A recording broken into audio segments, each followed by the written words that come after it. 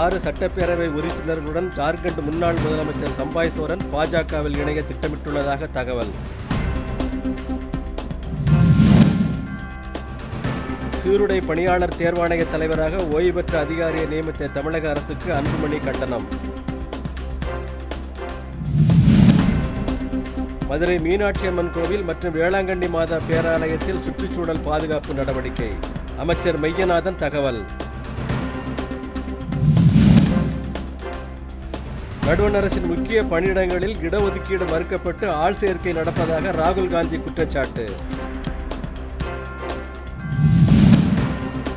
ஹரியானா தேர்தலில் எந்த கட்சிக்கும் பெரும்பான்மை கிடைக்காமல் தொங்கு சட்டப்பேரவை அமையும் என கருத்து கணிப்பில் தகவல்.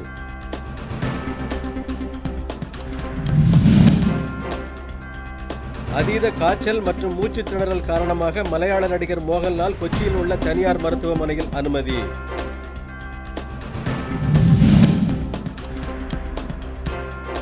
கொல்கத்தாவில் பெண் மருத்துவர் கொல்லப்பட்ட மருத்துவக் கல்லூரி அருகே பொதுமக்கள் கூட தடை விதித்தது மேற்கு வங்க அரசு.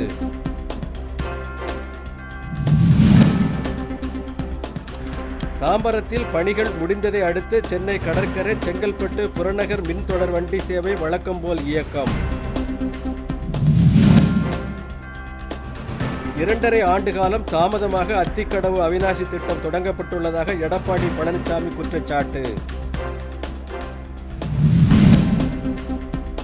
நீலகிரி, கோவை, திருப்பூர் மற்றும் தென் மாவட்டங்களில் இன்று கனமழைக்கு வாய்ப்பு.